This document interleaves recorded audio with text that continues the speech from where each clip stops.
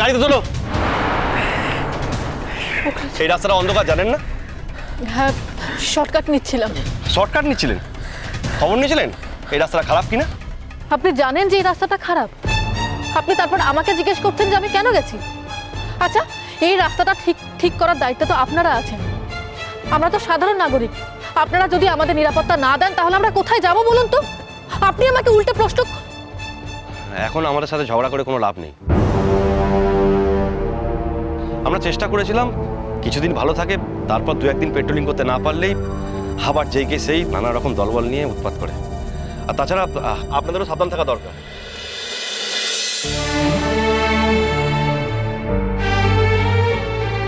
আচ্ছা শুনুন না, ওনাকে তাড়াতাড়ি এক্ষুনি একটা হসপিটাল কিংবা নার্সিং হোমে নিয়ে যেতে হবে। কোনো প্রয়োজন নেই, আমরা চলে যেতে পারবো। পোখরাজ, তুমি চুপ করো। বললাম তো কোনো প্রয়োজন নেই। তুমি চুপ করে দাঁড়াও। সবসময় তুমি যেটা বলবে সেটা মানতে হবে তার কিন্তু কোনো মানে নেই। অন্যের কথাও তোমাকে শুনতে হবে। তুমি এই অবস্থায় গাড়ি চালাতে পারবে না।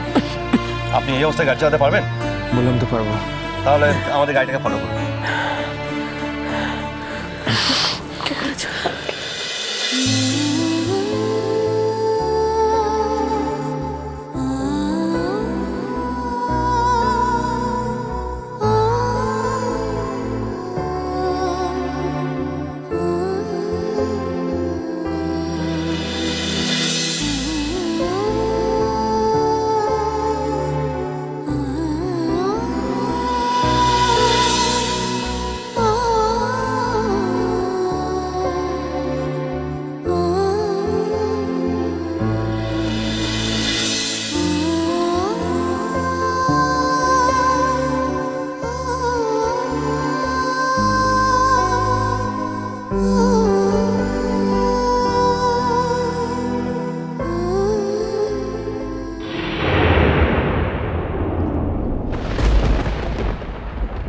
চলো।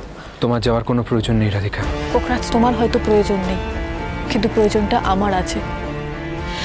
দেখো, তুমি চাইলে আমাকে না নিয়ে যেতেই পারো। তাতে কি হবে? তাতে হয়তো আমার আরেকটা বিপদ হতে পারে। আরও তো ভালো, তুমি সবাইকে বলতে পারবে যে তুমি কোনো চোর মেয়েকে তোমার সঙ্গে করে নিয়ে যাও। এসব কথা বলার কোনো প্রয়োজন নেই। প্রয়োজন আছে কি নেই সেটা আমি বুঝবো। কেন এত দরদ দেখাচ্ছ আমাকে? কোনটা দরদ বলো তো? কোনটা দরদ? তোমাকে যদি সুস্থ না করতে পারি তাহলে লড়াইটা করবো কার সাথে? তোমার সঙ্গে যাতে লড়াইটা চালিয়ে যেতে পারি সেই জন্য তোমাকে সুস্থ করতে চাইছি পোখরাজ।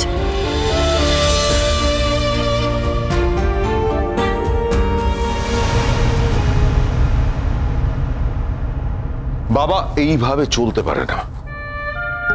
আমার মনে হয় তুমি দাদার সঙ্গে কথা বলো। এইভাবে চলতে পারে না। ডাকো, ওকে ডাকো। আমাকে ডাকতে হবে না, আমি এসে গেছি। বাবা, আমি জানতাম যে তুমি আমায় ডাকবে। আমি এটাও জানতাম যে তুমি এখানে ডেকে একটা গোল টেবিল বৈঠক বসাবে। খুব স্বাভাবিক, এটা তো না জানার কোনো কারণ নেই। তার কারণ দাদা, তুমি খুব ভালো করে জানো তুমি কি গর্হিত অপরাধ করেছো। ওয়েল, আমি কোনো অপরাধ করেছি বলে তো আমার মনে হচ্ছে না। তা তো মনে হবে না তোমার। আমি না একটা কথা বলি, শোনো। তুমি এবার একটা কাজ করো, তুমি এবার আমাকে ডিভোর্সটা দিয়ে দাও, চুকিয়ে দাও সবকিছু। তারপর ওই উপেকে গিয়ে বিয়ে করো। তুমি ওকে ডিভোর্স দেবে? তুমি ডিভোর্স চাইছো? আমি ওকে তেজ্য পুত্র করব। ও যদি এই বাড়ির সঙ্গে সম্পর্ক রাখে, ওই মেয়েটা ওই পুপের সঙ্গে যদি আবার সম্পর্ক রাখে, ওখানে যাতায়াত করে, আমাদের সঙ্গে ওর কোনো সম্পর্ক থাকবে না।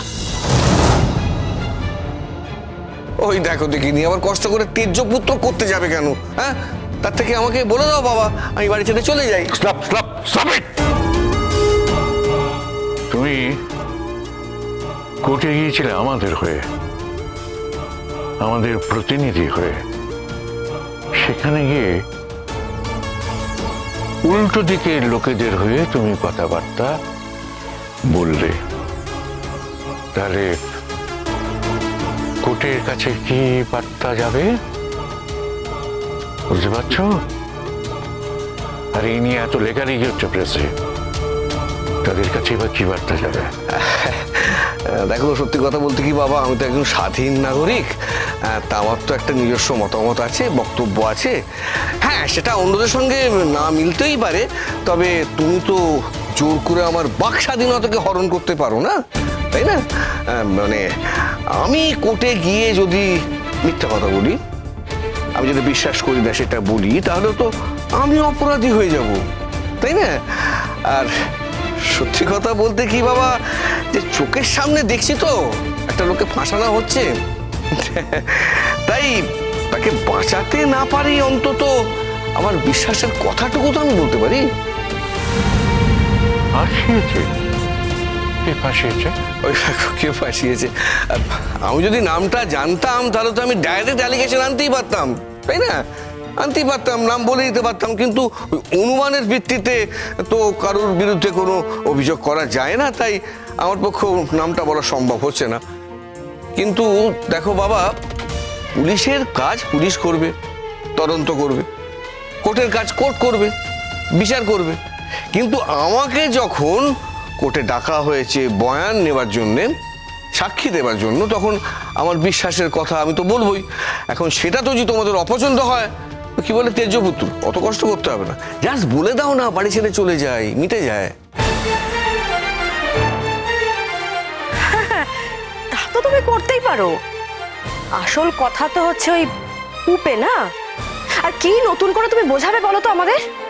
সারা শর্মিষ্ঠা, এক কথা ভাঙা রেকর্ডের মতো ঘ্যানোর ঘ্যানোর বুকে যেও না। আরে ওই মেয়েটা তোমার খায়ও না, পরেও না, এই বাড়িতেও কোনোদিন আসেনি। না না, একবার এসেছিল ওর ভাই যে অঙ্কিতার বিয়ে উপলক্ষে, কারণ অঙ্কিতাকে ও প্রাণের থেকেও বেশি ভালোবাসে, তো তাই। গায়ে লাগছে তোমার না? খুব গায়ে লাগছে, খুব। হ্যাঁ, লাগছে লাগছে লাগছে। দেখেছো দেখেছো মা? কি হচ্ছেটা কি রণ? একটা দুর্ঘটনা ঘটে গেছে, সেটা তোমার খেয়াল নেই না? তুমি আবার আবার শর্মিষ্ঠার সঙ্গে এরকম ব্যবহার করছো। আচ্ছা মা, তোমার এই বড় বৌমা বিয়ের পর থেকে ওই এক ভাঙা রেকর্ড যদি গানের কাছে ঘ্যানোর ঘ্যানো করে বলতে থাকে, কার মাথা ঠিক থাকে বলতে পারো? হ্যাঁ, না না, এ নিয়ে তোমাদের কোনো বক্তব্য নেই। দাদা, জাস্ট একটা কথা বলো, এই কাজটা কেন করছো? তুমি তো আমাদের বাড়ির সকলের বড়, কি বার্তা দিচ্ছ তুমি আমাদের? বার্তা? ওয়েল, কি আর বার্তা পৌঁছবে?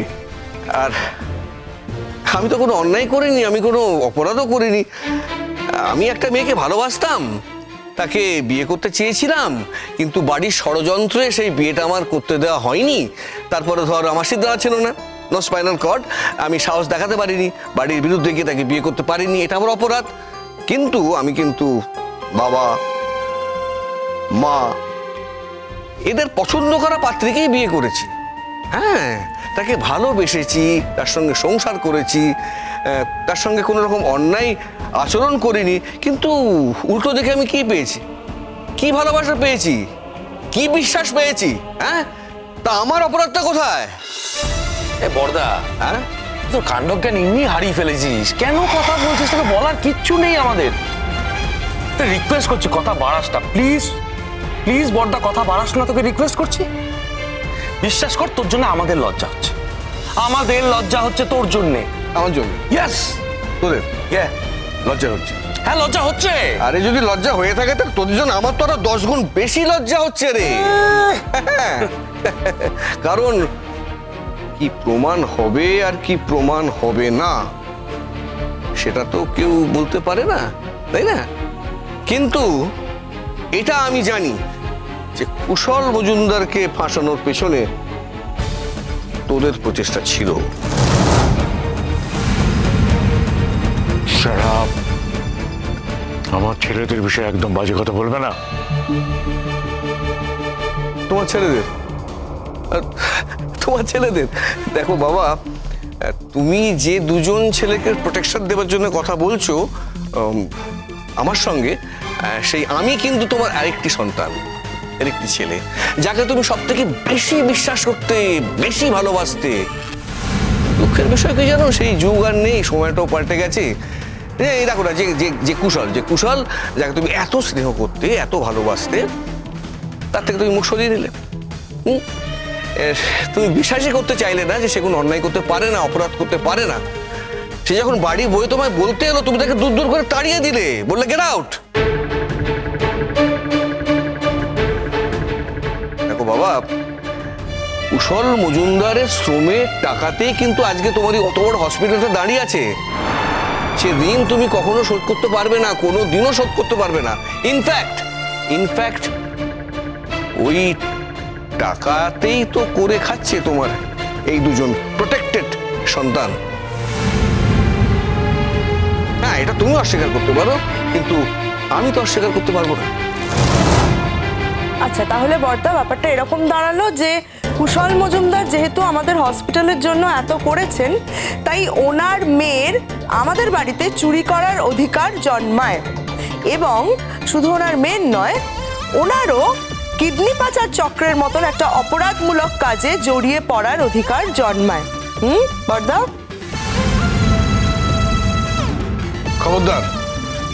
খবরদার তোমারই এই বিষয়ে তুমি একটা কথাও বলবে না, কারণ এই বিষয়ে তোমার মুখ থেকে আমি একটা কথাও শুনতে চাই না। বলবে মেজ বৌদি, বলবে। এর মধ্যে মেজ বৌদি আলোচনা করবে, কেন করবে না? তমালি এই বাড়ির একজন মেম্বার হিসেবে ওর এই কথাগুলো বলার অধিকার আছে, এবং সব থেকে বড় কথা, ও যেটা বিশ্বাস করে সেটা বলারও অধিকার আছে ওর। তুমি এই কথাটা বলেছো, তাই না?